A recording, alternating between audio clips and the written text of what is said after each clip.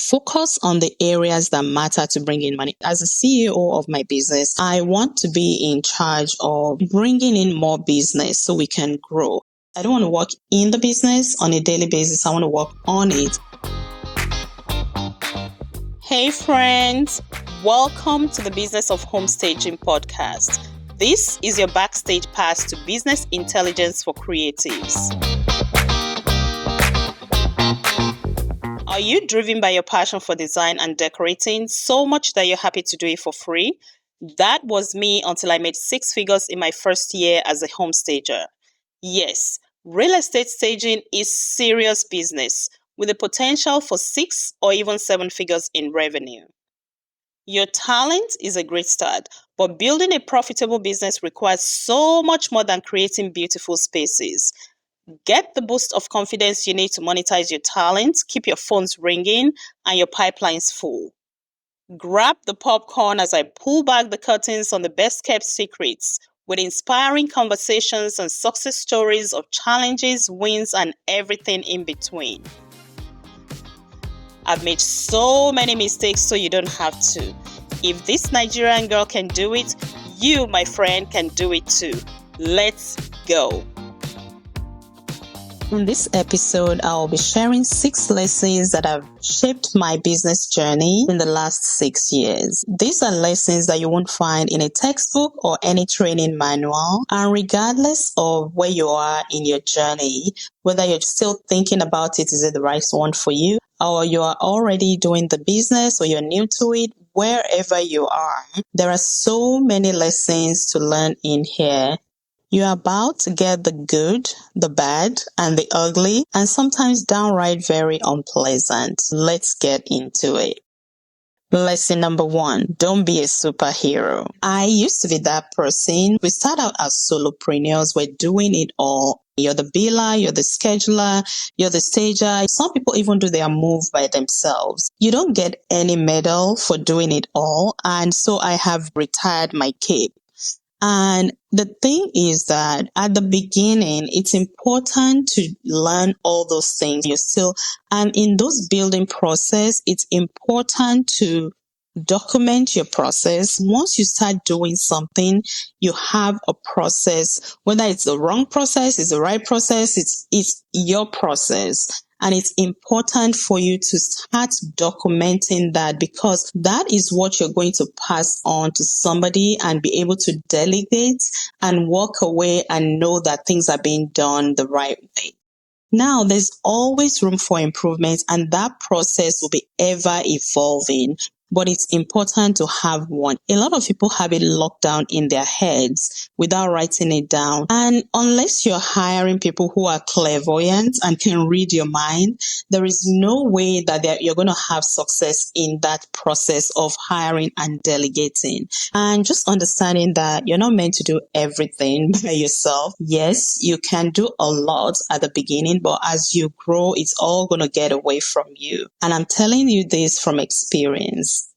So, focus on the areas that matter to bring in money. As a CEO of my business, I want to be in charge of bringing in more business so we can grow.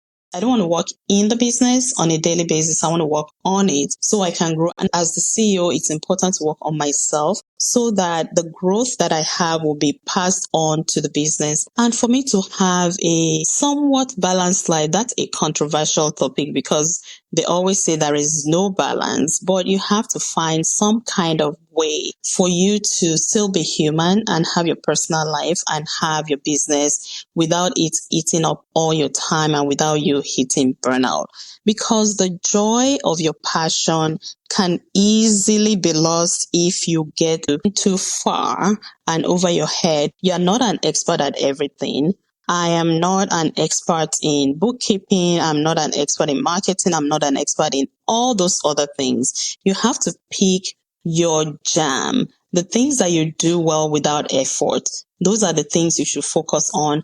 And then you can hire somebody to do the other things, because there are people who are trained in doing those things. They are smarter than me, and therefore I prefer for them to do it so that we can get faster to where we're going, and it takes less effort and it's more efficient. And I hear a lot from people that hiring is expensive. Yes, it can be if you're hiring the wrong people.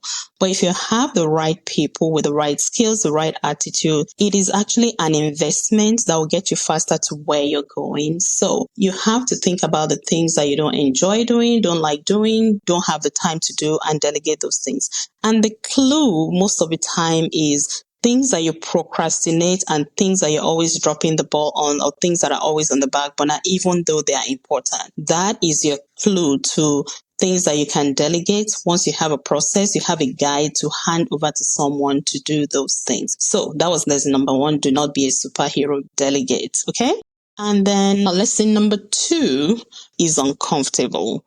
And failure is inevitable. You will fail a lot. You'll fail often. Embrace failure like it's your BFF, because growth is awkward. It is messy and sometimes downright painful. Each step I take towards growth or to the next step of my business, it's been excruciatingly painful. I've been afraid. And guess what? I'm still afraid today. It never goes away regardless of where you are. There is no growth in the comfort zone. And our brains are wired to keep us safe. And safety is not taking risks. Every time you want to grow, there's risk involved. Whether I'm getting a new warehouse, investing in inventory, hiring people, the fear is always, will I be able to make payroll? What if business doesn't come in? Will I be able to pay my rent? The fear is real. But you know what? There is joy and reward on the other side if you take the leap. And I have to be realistic and tell you that sometimes all your strategies, all your growth plans don't always work out.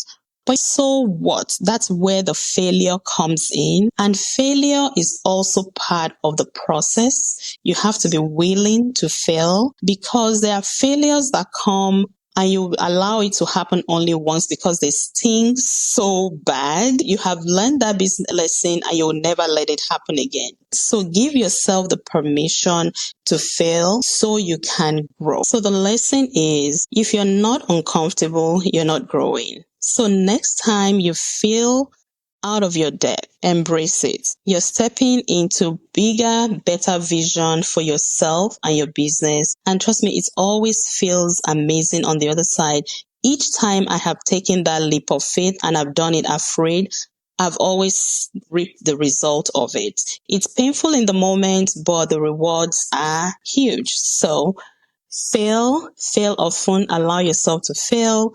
Be ready to be uncomfortable so you can reap the reward and get to the next step of your business. Okay. Lesson number 3, growth is not linear.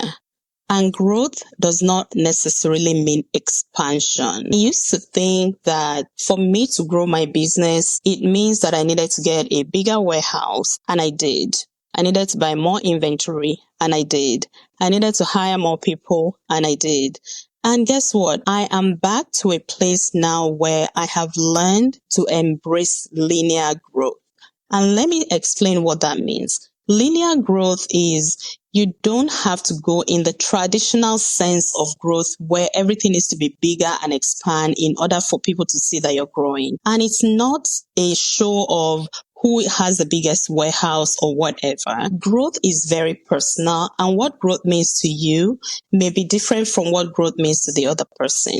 For me, I have decided that growth means that I am lean and mean and efficient. I'm doing more with less. I am working smart and not hard. We have actually reduced our square footage when it comes to our warehouse, reduced our inventory by embracing the linear growth approach. And I'll explain what that means. It means that we are diversifying our business offering and we are adding multiple income streams. And in order for me to do that, I had to go and learn to do new things and then add new services that does not necessarily translate to more space, more inventory, more people, therefore more expenses. So we're growing our bottom line. Meanwhile, our expenses are shrinking, and that is the place that I want to be, and it's very comfortable. So I've come from going into the 5,000 square foot warehouse, and I decided that I did not want to go any higher. I actually came lower to a smaller square footage, old inventory, our team structure changed. And now I'm in a comfortable place where I can breathe and I can grow, and my expenses are not growing along with my investments. So growth is personal and it can look different for everyone. Bigger is not better. Better is just better, and better for you is not always better for me. So embrace your own growth and find out what growth means to you and what is important to you. And there's so many different ways to go without expanding in the traditional sense. Okay, lesson number 4. I learned to keep my pipelines full, always be selling. That is a term in real estate, always be selling. There's an acronym ABS. And I learned this the hard way because I had a client that was a top producer and he gave us all of his business and we would do up to like 10 stagings in a month, and their business structure changed and they had a new partnership. And they went in a different direction with their staging needs. That was a major client. It was actually our number 1 client. And thank God that I had always been marketing and my pipeline it still stung. It was painful because I think about it as a relationship. In so many relationships, let's even take romantic relationships. You're dating, you're head over heels in love.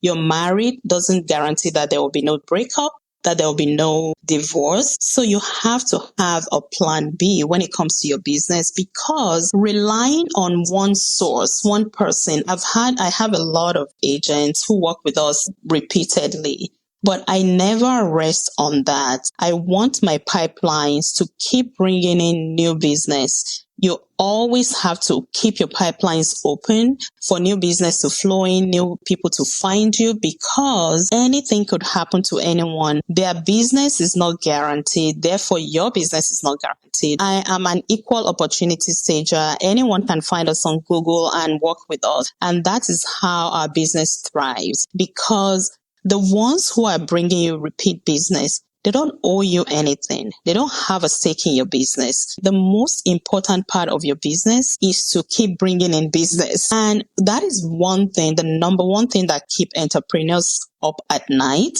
is not knowing where the business is coming from. So if you're constantly marketing and your phone is always ringing, you can breathe well. But if you rely on one person or a group of people and something changes in their business, it ricochets and affects your business. So you have to be the one in charge of bringing in your business. Don't rely on other people because it's not their priority. And frankly, they don't owe you nothing. Okay. So learn to keep your pipelines full, always be marketing. That was your lesson number 4. Okay.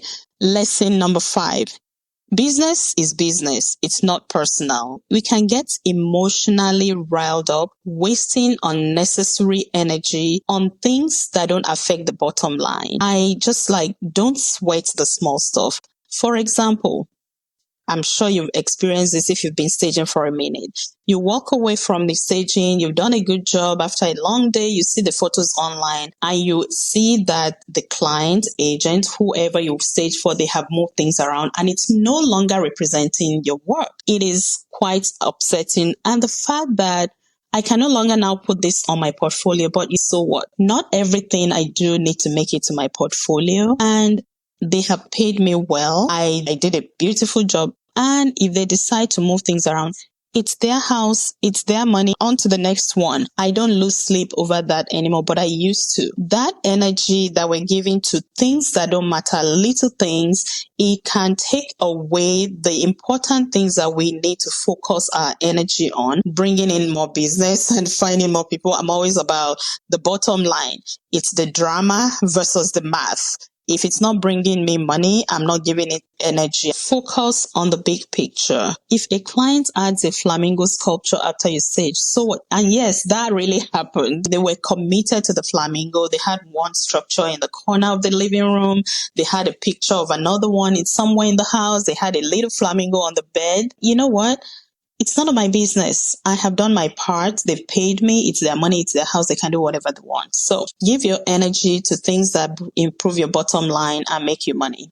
All right. So, and the last lesson number 6 is do not compare your beginning to somebody else's middle. You have no idea what their journey has been like. I used to be so focused, engrossed in other people's business. I was following the big staging companies in my area and everywhere. And I'm like, oh, they're doing this. Oh, they're doing that. I should be doing this. I should be doing that. And the thing with that is once I realized I wasn't minding my business and I was trying to do what everybody else was doing and it wasn't coming together because it was completely off my vision and nothing was coming together the way it should because it wasn't my journey. It was somebody else's journey. It wasn't even somebody else's journey. It was so many different people's journey. And I see people do this all the time. Like, what are you doing? I want to do this. I want to do that.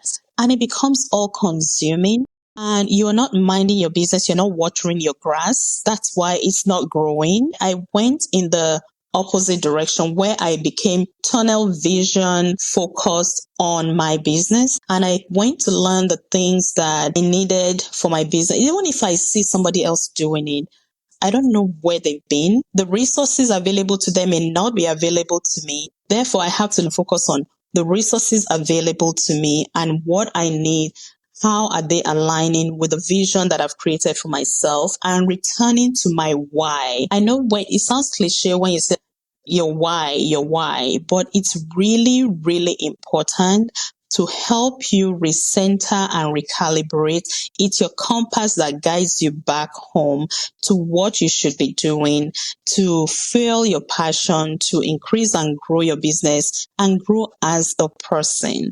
Because if you keep focusing on what other people are doing, you're going to miss the mark and you're just not going to get where you need to go. And you can build a journey that's uniquely you and uniquely yours if you focus on your business. I don't recommend hyper focusing like I have been because you still need to know what your competition is doing. It's all part of business strategy to learn and study the competition, but not to an unhealthy level like I was doing and like I know a lot of people do. So mind your business and focus, give your energy to growing yourself. And there you have it. Those are my top 6 lessons that I've learned, and I hope that they help you fast track your success and skip some of the common pitfalls that happens to all of us. And thank you for celebrating the 6th year anniversary with me. I wish you all success and many, many celebrations to come. You've been listening to the Business of Homestaging podcast. Remember to share, like, and subscribe. Thank you for joining me on this episode and keep doing all the things until next time.